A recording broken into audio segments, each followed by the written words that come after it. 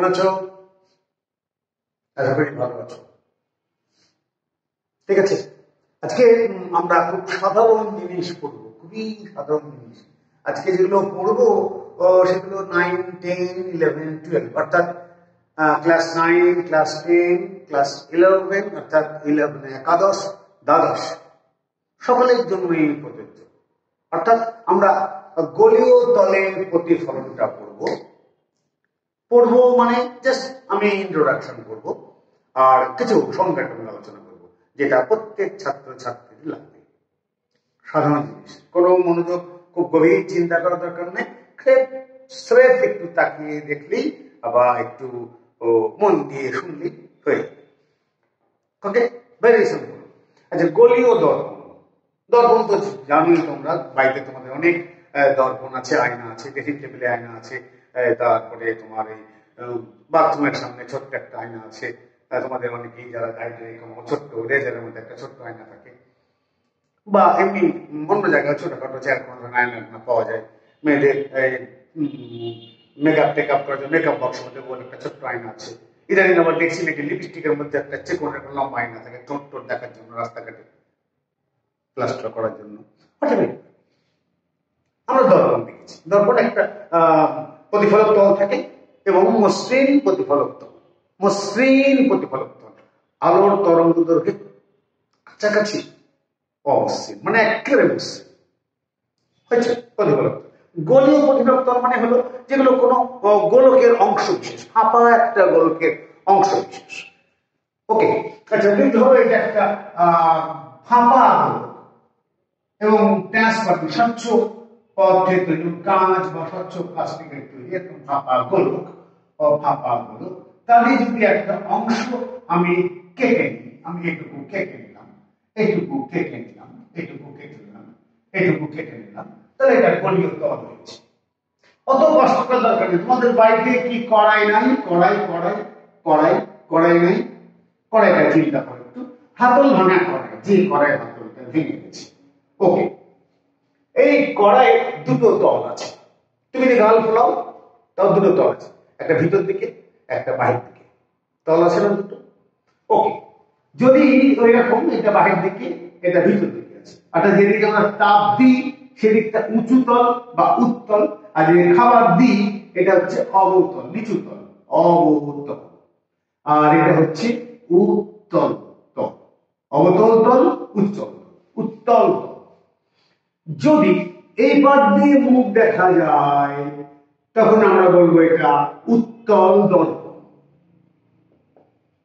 আর যদি এই পাশ দিয়ে মুখ দেখা যায় তাহলে বলবো অবতল দর্পণ। ঠিক আছে, পরিষ্কার? অর্থাৎ এই পাশ দিয়ে মুখ দেখা যায় তাহলে ওই পারে পাড়া দেওয়া আছে, পারদ দেওয়া আছে বা প্রতিফলক তল দেওয়া আছে। আর যদি এই পারে মুখ দেখা যায় তাহলে এই পারে আমাদের প্রতিফলক তল দেওয়া আছে। এটা একটা স্বচ্ছ কল্পনা করে। আচ্ছা, খুব কঠিন লাগছে? তুমি কি ছাতা দেখেছো? ছাতা, ছাতা, ছাতা। যেদিকে বৃষ্টি পড়ে সেটা কোন তল? উত্তল। আর যেদিকে তোমার মাথা থাকে সেটা কি তল বলবো? অবতল। সোজা। যেদিকে বৃষ্টি পড়ে সেদিকে মুখ দেখা যায় উত্তল তল, আর যেদিকে তোমার মাথা থাকে সেদিকে মুখ দেখা যায় তাহলে বলবো অবতল। ওকে, আমি কেটে নিয়েছি। তাহলে এদিক দিয়ে মুখ দেখা যায় অবতল, আর এদিক দিয়ে মুখ দেখা যায় উত্তল। আমরা একটা কথা বলি, এখানেই বলি, কড়াই থেকে নিয়েই বলি, কড়াই থেকে নিয়েই বলি, একটু সহজ করে নিয়ে বলি, ভাবতে সুবিধা হবে। এই যে কড়াই, কড়াইটাকে স্থিরভাবে ছুঁয়ে যদি এক ফোঁটা পানি ফেলে দাও তাহলে পানিটা এখানে গিয়ে দাঁড়াবে। যেখানে গিয়ে পানিটা দাঁড়াবে আমরা ওই বিন্দুটা বলি মেরু। দর্পণের ঠিক মধ্য বিন্দুটা মেরু। আচ্ছা, বলো দেখি ছাতার মেরু কোথায়? যেখান দিয়ে রানটি বেরিয়েছে সেটা মেরু। ঠিক আছে না? সমান মধ্যবিন্দু, এটাকে আমরা বলি মেরু। এই দর্পণের মেরুকে সব সময় ও দিয়ে লিখবো, ঠিক আছে? আচ্ছা, এর তো বক্রতল একটা, আমি এই লাইন দুটো পরে ব্যাখ্যা করবো, একটু সময় নেব। এই যে আমার কিন্তু মূল টার্গেট কিন্তু এই লাইনটা, হ্যাঁ, এই লাইনটা মূল টার্গেট, কিন্তু দর্পণ দেখাতে গিয়ে আমাকে এটা দেখাতে হয়েছে, আমি পরে এটা নিয়ে চিন্তা করবো এটা কি করে কি করা যায়। আমরা একটু আগেই বললাম এখানে গোলকের অংশ, এই গোলকের একটা কেন্দ্র আছে, এই কেন্দ্রটা এরও কেন্দ্র, এটা হতে বলা হয় গোলককে বলা হয় বক্রতার কেন্দ্র, বৃত্তকে বলা হয় সরাসরি কেন্দ্র, আর গোলকের ক্ষেত্রে বলা হয় বক্রতার কেন্দ্র। তাহলে আমরা বলবো এইভাবে, অনেকে বলে এইভাবে যে যদি একটা একটা দর্পণ যে গোলকের অংশ বিশেষ, সেই গোলকের কেন্দ্রকে এই দর্পণের বক্রতার কেন্দ্র বলা হয়। ভালো, খুব একটা ভুল না, কিন্তু আমার বুঝতে খুব কষ্ট হয়। আচ্ছা ঠিক আছে, আমি এই গোলকটাকে কেটে দিয়েছি, এটা সরিয়ে এখানে নিয়ে আসলাম, ঠিক আছে, এটাকে সরিয়ে এখানে নিয়ে আসলাম, তাহলে এর কেন্দ্র এটা যদি এই বক্রতার কেন্দ্র হয়, তাহলে কি এরও কি কেন্দ্র এটা? এত বড় গোলমাল গোলমাল হচ্ছে, অতএব এত জটিলতায় দেওয়ার দরকার নেই, খুব সিম্পল একটা বুদ্ধি চিন্তা করো, খুব সাধারণ চিন্তা। তোমরা মনে হয় ক্লাস 6, 7, 8, 9 এগুলো পড়েছো যে বৃত্তের কেন্দ্র থেকে যতই পরিধির উপর লাইন টানে না কেন, সেগুলো প্রত্যেকটাই পরিধির স্পর্শকের উপর লম্ব বা এই বিন্দুর উপর লম্ব, সোজা লম্ব। এক কাজ করে এইটা যদি গোলক হয়, আমি যদি এই গোলকের পৃষ্ঠের উপর অসংখ্য লম্ব টানি, গোলকের অসংখ্য লম্ব টানি, লম্বটা যে বিন্দু দিয়ে গমন করবে, সব লম্বগুলো যে বিন্দু মিলিত হবে বা যে বিন্দু গমন করবে, সেই বিন্দুটাকে আমি বক্রতার কেন্দ্র বলবো। সহজ, তাই না? একটা গোলক, গোলক পৃষ্ঠ একটা বক্রতল, এখানে অসংখ্য লম্ব টানবো, লম্বগুলো এসে একটা বিন্দু মিলিত হবে, সেই বিন্দুটাকে বলবো তার বক্রতার কেন্দ্র। ওকে, তো যা বললি যে ভুলাবে তা বলছি না, আমার বুঝতে কষ্ট হয়, এই জন্য কথা বললাম। আর এই কথাটা বললে আর কোনো সমস্যা নেই, আমি অসংখ্য লম্ব টানবো, যে বিন্দু মিলবে সেই বক্রতা কেন্দ্র, বা বলতে পারে এটা যে গোলকের অংশ বিশেষ, সেই গোলকের যেটা কেন্দ্র, সেটাকে এই দর্পণের বক্রতার কেন্দ্র বলে। আচ্ছা, ওকে, মেরু এবং বক্রতার কেন্দ্র সংযোগকারী সরলরেখাকে বলা হয় প্রধান অক্ষ। প্রধান অক্ষ, মেরু এবং বক্রতার কেন্দ্র সংযোগকারী, বাস্তব হোক বা কাল্পনিক হোক, যে রেখা তাকে বলা হবে প্রধান অক্ষ রেখা। ও আচ্ছা, তাহলে বলো দেখি একটা ছাতা প্রধান অক্ষ কোনটা? ডান্ডিটা, কি বলবো? এই যে মেরু সমুদ্রবর্তী সব সময়, ঠিক আছে না? ছাতার ডান্ডিটা কিন্তু হচ্ছে ছাতার অক্ষ। বা এখানে যে ছাতার এগুলো থাকে না, ছাতার এইসব এগুলো এসে মিলে গিয়ে এখানটা ঠেলে দিয়ে খুব আটকে দাও, ছাতা ফুটে যায়, আমি মোটামুটি ওটাকে বক্রতার কেন্দ্র বলতে পারি। কি বলো, বলা যাবে না? ওকে, তাহলে এটা আমার বক্রতার কেন্দ্র, এটা আমার মেরু, এটা আমার প্রধান অক্ষ রেখা ছাতার জন্য। ঠিক অনুরূপ ভাবে মেরু বক্রতাকে আমরা সি দিয়ে লিখবো, মাথায় রেখো, এটা সেন্টারের সি, প্রধান অক্ষ। এখন প্রধান নামটা হলো, দেখো এই প্রধান অক্ষ রেখাটা বক্রতার কেন্দ্র দিয়ে গেছে, মেরু দিয়ে গেছে, যা তাতে আপত্তি নাই আমার, তবে এই কিন্তু দর্পণের উপর লম্ব। দর্পণের উপর লম্ব, এটা কি লম্ব নয়? এটা কি বক্রতার কেন্দ্র দিয়ে যায়নি? এটা কি বক্রতার কেন্দ্র দিয়ে যায়নি? এটা কি বক্রতার কেন্দ্র দিয়ে যাচ্ছে না? সবগুলোই তো দর্পণের লম্ব টানলে সবগুলোই তো বক্রতার কেন্দ্র দিয়ে যাবে। এই প্রত্যেকটা রেখাকেই বলা হয় অক্ষ রেখা, এগুলো প্রত্যেকটাই অক্ষ রেখা। তার মধ্যে যেটা মেরু দিয়ে গমন করেছে তাকে স্বতন্ত্রভাবে নাম দেওয়া হয় প্রধান অক্ষ রেখা, কারণ এই রেখা আমরা সবচেয়ে বেশি ব্যবহার করি। পরিষ্কার হয়েছে? কোন প্রশ্ন আছে? এখন প্রশ্ন হলো এই দাগটাকে কি করে আমি বাদ দেব? আসলে এটা থাকলে জটিল হয়ে যাচ্ছে। এই দাগটা না থাকলে আমার বুঝতে একটু বা ছবি আঁকতে একটু সুবিধা হতো। সুবিধা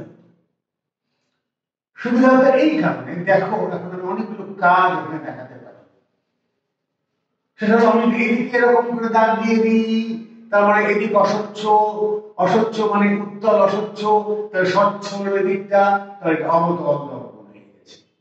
আবার যদি এইরকম একটা দর্পণে আমি এই বরাবর এদিকে অস্বচ্ছ করে দিই, এদিক স্বচ্ছ, অবতল দিকে মুখ দেখা যাবে না, উত্তল দিকে মুখ দেখা যাবে, এটা উত্তল দর্পণ।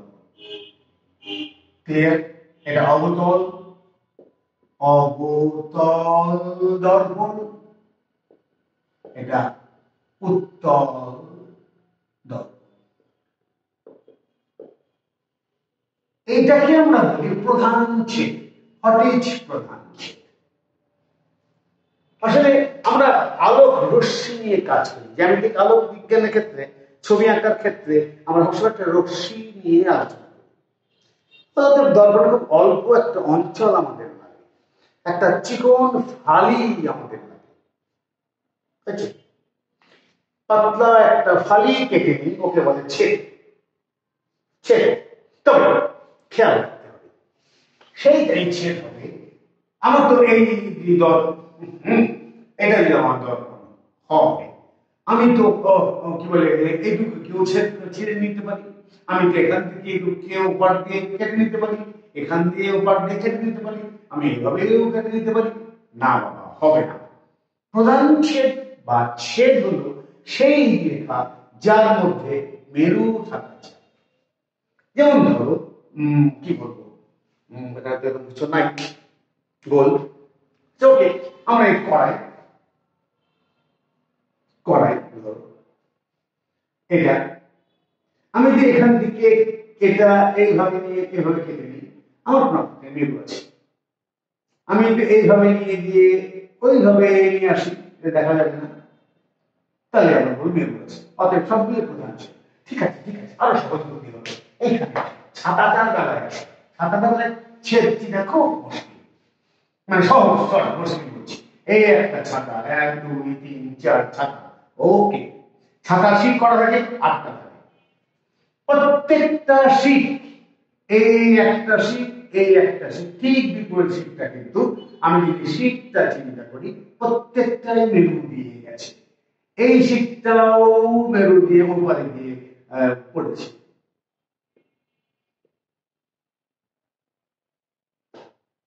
তাই না? এটা তো বটে, এটা উপরে দিয়ে পড়েছে, এটাও এখান দিয়ে এখানে পড়েছে। এগুলো প্রত্যেকটা একটা শীট চিন্তা করি, প্রত্যেকটা শীটই একটা হচ্ছে প্রধান ছেদ ছাতা, যেটা প্রত্যেকটা মেরু আছে। পরিষ্কার? প্রধান ছেদ ওকে। আর গেল আরেকটা কথা, ওটু পরে। আচ্ছা, এটা একটা দর্পণ। কি দর্পণ এটা বলতো? এদিকে অস্পষ্ট, এদিকে প্রতিফলক তল, অবতল নাকি? ওকে, এটা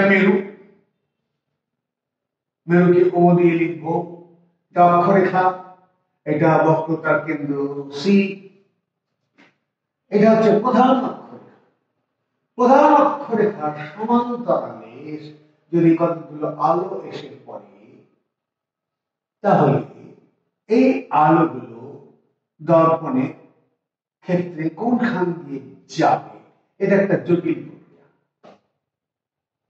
কিন্তু খুব সহজ চিন্তা হলো, দর্পণের প্রতিফলনের নিয়ম একটাই, হাজারটা নিয়ম না। আপাতন কোণ সমান প্রতিফলন কোণ, I = R, কোণ চিহ্ন দিলে এই। ঠিক আছে না? আচ্ছা, OMটা কি? অভিলম্ব। কোনটা কার সাথে? আপাতত রশ্মিটার সাথে অভিলম্বের কোণ, অভিলম্বের সাথে নির্গমনের প্রতিফলিত রশ্মির কোণ। সব কোণটা মাপ হবে কার সাথে? আপাতন কোণ বলতে আপাতত রশ্মি অভিলম্বের সাথে নির্গমন করেছে, প্রতিফলন কোণ হচ্ছে প্রতিফলিত রশ্মি অভিলম্বের সাথে কোণ করেছে। অভিলম্বটা কি? এই তলের উপর যে বিন্দুতে আলো এসে পড়েছে সেই বিন্দু। ঠিক আছে, এখানে আলো এসে পড়েছে, আমি এখান থেকে একটা অভিলম্ব দর্পণের উপরে বক্রতার কেন্দ্রগামী সকল রেখায় দর্পণের উপর লম্ব, অত অভিলম্ব। আচ্ছা, এটাও কিন্তু দেখো অভিলম্ব, এটাও অভিলম্ব, এখানে তো একটা নিজেই অভিলম্ব। আচ্ছা, এটাও অভিলম্ব, এটাও অভিলম্ব, এটাও অভিলম্ব। ওকে, তাহলে যে কোণ করে আলো এসে এর উপরে পড়বে ঠিক সেই কোণ করে ফিরে যাবে কিনা বলো। আমার কোণটা ঠিক হয়নি, মনে করো ঠিক হয়েছে, অত কষ্ট করার দরকার নাই। এই হবে, এই হবে, এটা আবার এদিকে হবে, কোণ আছে, এটা হবে, এটা আবার এদিকে যাবে, এটা আবার এদিকে যাবে, এগুলো সব এদিকে এদিকে এদিকে এদিকে এদিকে এদিকে যাচ্ছে। দেখো দর্পণ দ্বারা ছবিটা কিন্তু পারফেক্ট না, আমি আবার বলছি ত্রুটি আছে, কিন্তু পরে বুঝাবো ত্রুটিটা কোথায়। একটা জিনিস করানো হয়নি, ওই জন্য ছবির মধ্যে অনেক ত্রুটি আছে, একটু পরে ওটা ঠিক করে দেবো। হ্যাঁ, আমি একটু বুঝে নিই। আচ্ছা দেখো, দর্পণ দ্বারা প্রতিফলিত হওয়ার পর একটা বিন্দুতে মিলিত হয়েছে, এই বিন্দুকে আমরা বলি ফোকাস, এবং প্রধান অক্ষের পরে বিন্দু থাকার কারণে এই বিন্দুকে বলবো প্রধান ফোকাস। তাহলে প্রধান অক্ষের সমান্তরাল রশ্মি দর্পণ দ্বারা প্রতিফলিত হওয়ার পর প্রধান অক্ষের যে বিন্দুতে মিলিত হয়, আপাতত বললাম মিলিত হয়, তাকে বলা হয় প্রধান ফোকাস। প্রধান ফোকাসকে এফ দিয়ে লিখব। আচ্ছা, উত্তলের বেলায় কি হবে সেটা একটা প্রশ্ন ছিল, ওই জন্যই আমি বলেছিলাম যে আপাতত মনে করো। ওকে, প্রধান রেখা, এটা মেরু, এটা বক্রতার কেন্দ্র। আচ্ছা, একটু দূরে বুঝাতে সুবিধা হবে। বক্রতা কেন্দ্র, অক্ষের সমান্তরাল রশ্মি আসলো, দর্পণে এসে পড়ুক। বক্রতার কেন্দ্র হলে তো আমি এখানে একটা অভিলম্ব টানবো, আমার আপতন কোণ পাওয়া গেল, অভিলম্ব টানবো, আপতন কোণ পাই, তো ভালোই হচ্ছে, অক্ষরেখা বরাবর আছে, আপতন কোণ পেলাম, এই আমার আপতন কোণ পেলাম। যে কোণে পড়বে সে কোণ করে ফিরে যাবে। ওকে, ফিরে যে কোণ করে পড়বে সে কোণ করে ফিরে যাবে, এটা সরাসরি চলে গেল। আবার যে কোণ করে পড়বে সে কোণ করে ফিরে যাবে, আবার যে কোণ করে পড়বে সে কোণ করে ফিরে যাবে। দেখো মজার ব্যাপার, এগুলো এদিকে ছড়িয়ে পড়েছে বলে মনে হচ্ছে। এই রশ্মিগুলোকে পশ্চাৎ দিকে বর্ধিত করলে দেখো এইখানে মিলিত হচ্ছে, এখানে মিলিত হচ্ছে, এখানে মিলিত হচ্ছে, এটা প্রধান ফোকাস। এর বেলায় দেখো আলোর রশ্মিগুলো মিলিত হয়েছে, আর এখানে দেখো এখান থেকে ছড়িয়ে পড়ছে বলে মনে হচ্ছে, বা এখানে মিলিত হয়েছে বলে মনে হচ্ছে। উল্টা দিক দিয়ে চিন্তা করলে আলোক রশ্মি বাস্তবে যেখানে মিলবে সেটা বাস্তব, আর যেখানে কাল্পনিক ভাবে মিলবে সেটা কাল্পনিক বা অবাস্তব। মাথায় রাখো, আলোক রশ্মি যেখানে গিয়ে মিলবে সেই বিন্দুটাকে বলবো বাস্তব, আর যেখান থেকে ছড়িয়ে পড়ছে বলে মনে হবে সেটা হবে অবাস্তব। কেননা এখানে আলো নাই, আলো এদিকে আছে। তুমি যদি এখানে একটা কিছু রাখতা, কাগজ কাগজ, এই আলোর ধাক্কাকে ঠিক এই বিন্দুতে একটা পয়েন্ট সৃষ্টি করতো। আমি এখানে 1,00,000 বছর ধরে একটা কাগজ রেখে দিলেও এখানে কোনো আলো পাবে না, কারণ দর্পণ তো আলোকে এখানে ছড়িয়ে পিছন দিকে পাঠিয়ে দিয়েছে, এখানে আলো আসবে না। ফলে এখানে কোনো কাগজ রাখলে তার উপরে কোনো আলো এসে পড়বে না, বাস্তবে কোনো পড়ছে না, কিন্তু দেখে মনে হবে যে ওখানে মিলিত হয়েছে, দেখে মনে হচ্ছে ওখানে মিলিত হয়েছে। ওই জাতীয় প্রতিবিম্ব আমি বলে অবাস্তব প্রতিবিম্ব, মনে আছে মনে হয়? অর্থাৎ এটা হচ্ছে অবাস্তব প্রকাশ, মনে রাখবা। আর এরপর থেকে প্রতিফলনের ক্ষেত্রে কতগুলো জিনিস আমরা মাথায় রাখবো। বাস্তব যেগুলো সেগুলোকে ধনাত্মক চিহ্ন দিয়ে লিখবো, অবাস্তবকে আমরা ঋণাত্মক চিহ্ন দিয়ে লিখবো। আবার বলি, বাস্তবগুলোকে আমরা ধনাত্মক চিহ্ন দিয়ে লিখবো, আর অবাস্তবকে আমরা ঋণাত্মক চিহ্ন দিয়ে লিখবো। তাহলে এই ফোকাসটাকে বলবো আমরা অবাস্তব ফোকাস, এই ফোকাসটাকে বলবো আমরা বাস্তব ফোকাস, দুটোই এর দিয়ে লিখবো। ঠিক আছে? আরেকটা কথা বলে নি, তাহলে আরেকটা কিছু কথা বলতে আমার সুবিধা হবে। দর্পণের ক্ষেত্রে, বিশেষ করে গলীয় দর্পণের ক্ষেত্রে উত্তল হোক বা অবতল হোক, এমনকি লেন্সের ক্ষেত্রে উত্তল হোক বা অবতল হোক, নিঃসন্দেহে লেন্সগুলো তোমরা চেনো। আমরা এখানে যেমন মধ্যবিন্দুকে মেরু বলি, এখানে এই মধ্যবিন্দুকে বলা হয়, ঠিক মধ্যবিন্দু কথা ত্রুটিপূর্ণ, আমি ঠিক করে দিচ্ছি, আর তাকে বলে আলোক কেন্দ্র। আলোক কেন্দ্র বলে তাকে যেখান দিয়ে আলো গেলে আলোক রশ্মি বাঁকে না, অর্থাৎ বিচ্যুত হয় না, সরল হতে পারে কিন্তু বিচ্যুত হবে না, তাকে আমরা বলি আলোক কেন্দ্র। ধরো এই আলোক রশ্মিটা আসলে এইভাবে এসে পড়লো, পড়ে এখান দিয়ে গিয়ে এই হয়ে গেল। ধরো এটা যদি এখান থেকে টানতাম, একই লাইন সমান্তরাল আছে, এটা কি হয়েছে, বিচ্যুত হয়নি, সরল হয়েছে। এই বিন্দুটার পড়া অসংখ্য এরকম রশ্মি এসে পড়লে দেখা যাবে সব ওই বিন্দুতে দিয়েই যাচ্ছে। এই বিন্দুটাকে বলবো আলোক কেন্দ্র। সবসময় মাঝখানে থাকবে, এর কোনো মানে নেই, ঠিক আছে। লেন্সের ক্ষেত্রে আলোক কেন্দ্র, আর দর্পণের ক্ষেত্রে মেরু হলো হিসাব নিকেশের আদি বিন্দু। কি বললাম? দর্পণের ক্ষেত্রে, লেন্সের ক্ষেত্রে আলোক কেন্দ্র, দর্পণের ক্ষেত্রে মেরু হচ্ছে হিসাব নিকাশের মূল বিন্দু। সমস্ত পরিমাপগুলো এই মেরু থেকে কিংবা ফোকাস থেকে, এবারে বক্রতা কেন্দ্র করা হবে, সরি আলোক কেন্দ্র থেকে করা হবে। যেমন ধরো এই দর্পণের মেরু থেকে এই বক্রতার কেন্দ্র পর্যন্ত এই দূরত্বকে আমরা বলবো বক্রতার ব্যাসার্ধ আর দিয়ে। মেরু থেকে ফোকাস পর্যন্ত এই দূরত্বটাকে আমরা ফোকাস দূরত্ব এফ দিয়ে দিব।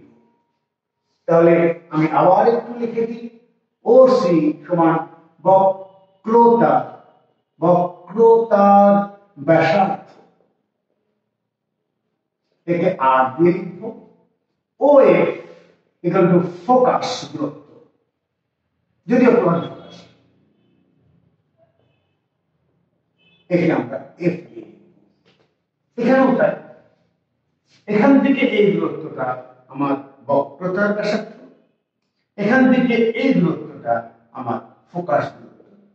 কিন্তু দেখো আমার বক্রতার ভ্যালু কিন্তু ঋণাত্মক আর ফোকাস দূরত্ব ঋণাত্মক, এর বেলায় কিন্তু ধনাত্মক। পরিষ্কার হয়েছে দেখো? ওকে, এখানে আরেকটা জটিলতা সৃষ্টি হবে। দেখো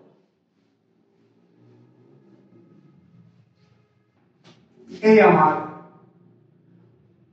অবতল দর্পণ, এই আমার মেরু, এই আমার বক্রতার কেন্দ্র, এটা আমার প্রধান অক্ষরেখা।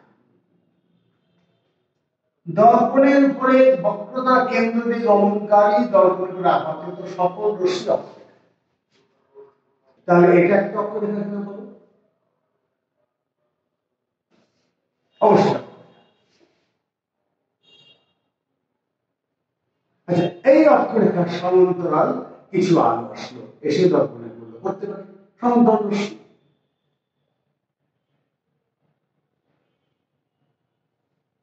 এসে দর্পণের উপরে পড়ল, এদিকে আলো থাকতে পারে, এদিকেও দু একটা নিয়ে নাও।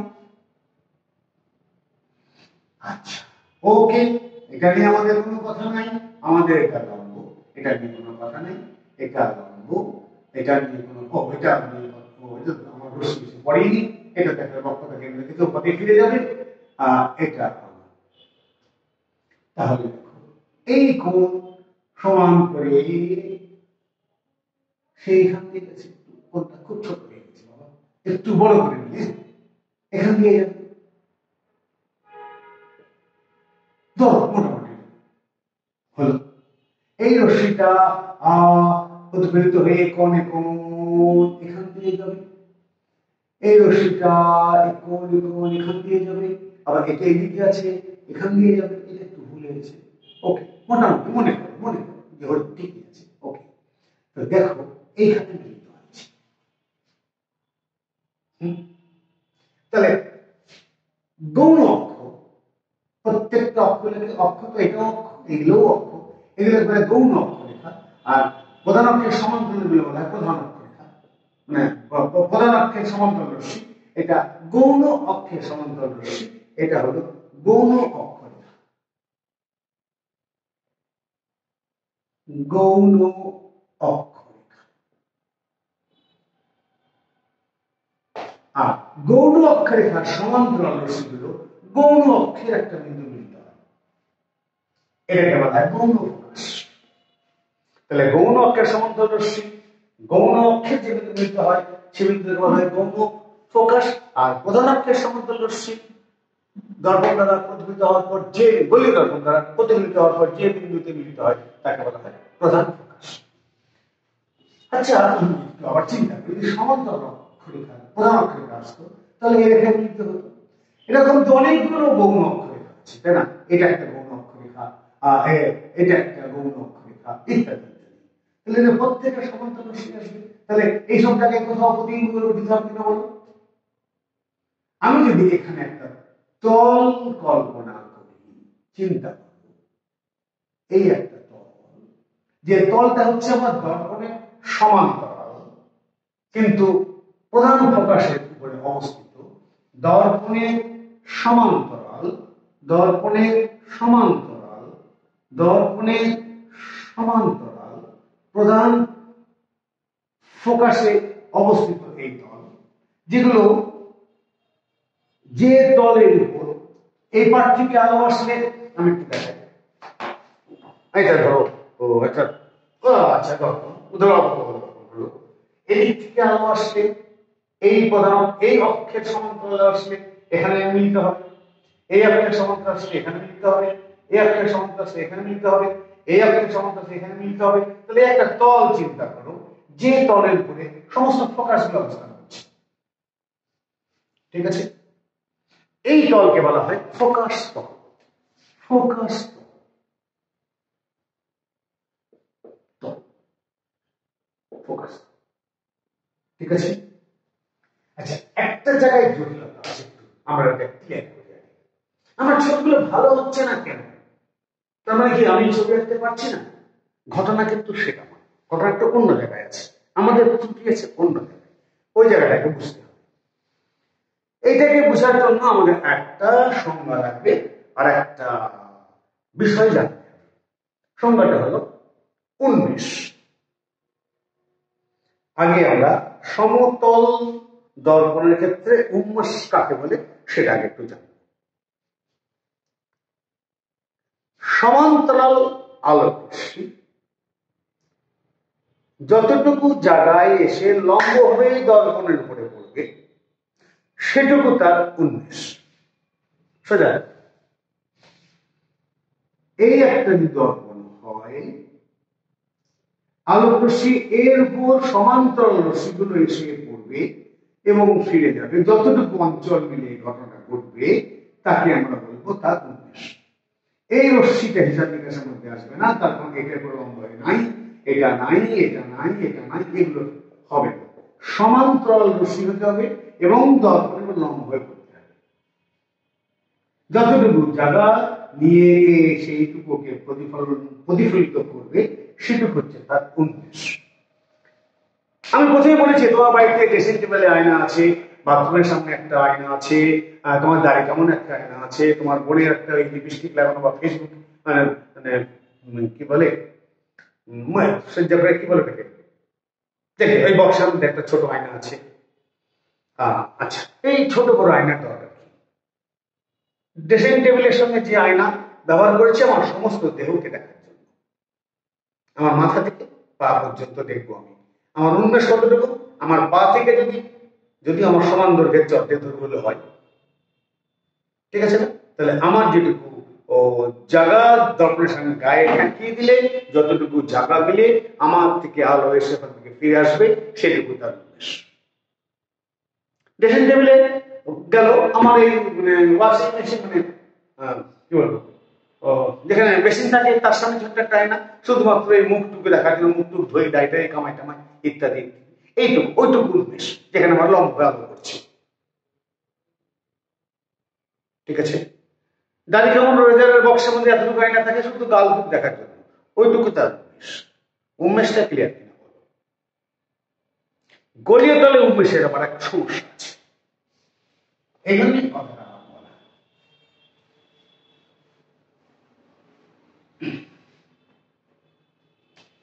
আমি একটা দর্পণের বোঝাচ্ছি রাখলাম, দর্পণের এই মাথা থেকে এই মাথা বলতে দূরত্বটাকে বলা হয় দর্পণের ব্যাস। পরে দেখবো, একটু বিবেচনায় চিন্তা করে দেখবো, মোটামুটি এর দৈর্ঘ্য আর এর দৈর্ঘ্য প্রায় সমান। পরে আসবো কেন সমান থাকার কথা। তাহলে একটা কড়াই যদি নিই আমি, একটা কড়াই, আমাদের যে ছোট্টটার কথা ছিল কড়াই, এটা হলো কড়াই।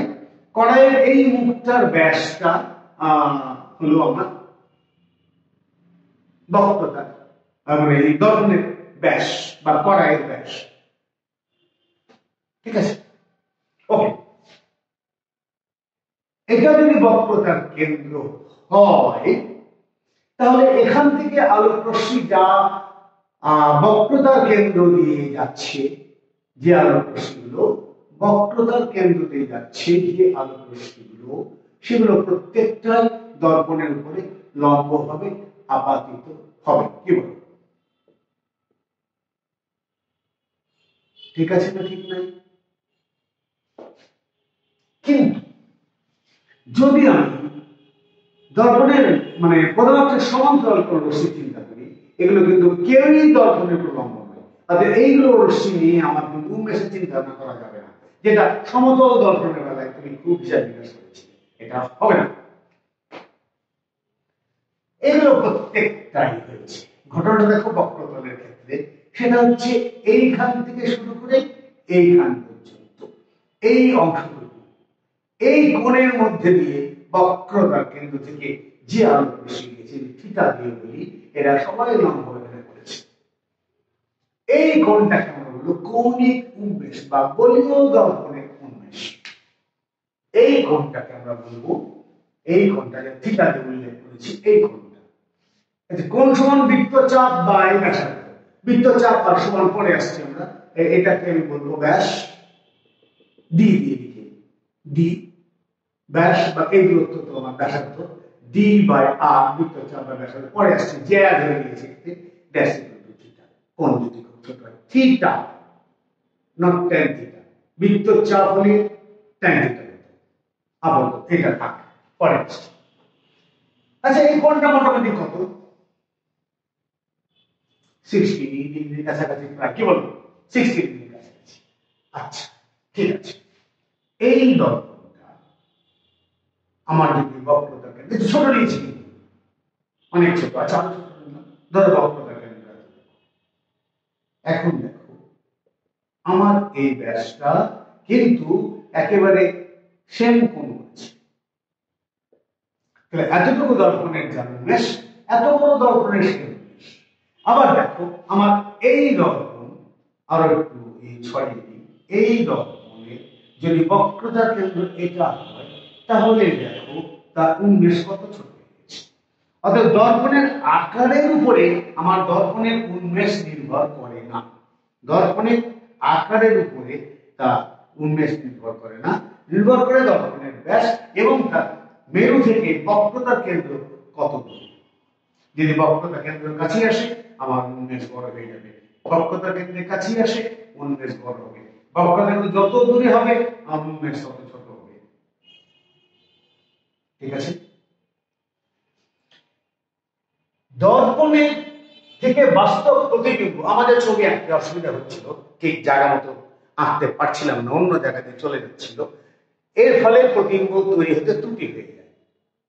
অতএব সঠিক প্রতিবিম্ব পেতে হলে আমার উন্মেষ অবশ্যই লেস দ্যান 10 ডিগ্রি হতে হবে। দেখেন 60 হয়ে গেছে প্রায়। এই জন্য আঁকতে গেলে না, এখান থেকে আঁকতে গেলে আমার যেটা বলা হয়, এটা ফোকাস, আলোক রশ্মি, এই কোণ আর এই কোণ সমান হবে না, এটা হলো সমস্যা, সমান হবে না। ব্যাপারটা বুঝতে পেরেছো?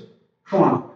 পরে আসে একমাত্র যে অংশটুকু আলোক রশ্মি 10 ডিগ্রি কোণ উৎপন্ন করবে, সর্বোচ্চ 10 ডিগ্রি, সেই অংশটুকুতে গিয়ে আমাদের এই নিয়মটা মেনে চলবে।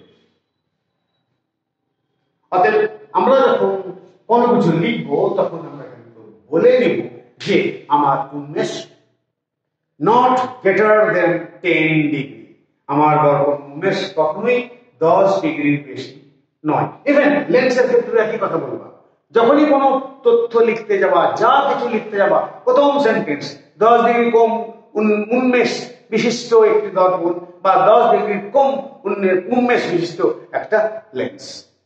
মাথায় এই কথাটা সব সময় থাকতে হবে। এই কথা না থাকলে সমস্ত প্রমাণ তোমার যতই করো, ম্যাথমেটিক্যালি যতই ঠিক হোক, প্র্যাকটিক্যালি ভুল করে ফেলেছো। এবং এই কথাটা না থাকলে তোমাকে শিক্ষক যদি মনে করেন তাকে আমি কোনো নম্বর দেবো না, কারো কিছু বলার নাই। ওকে, আজ অনেক অনেক আলোচনা করে ফেলেছি। Thank you.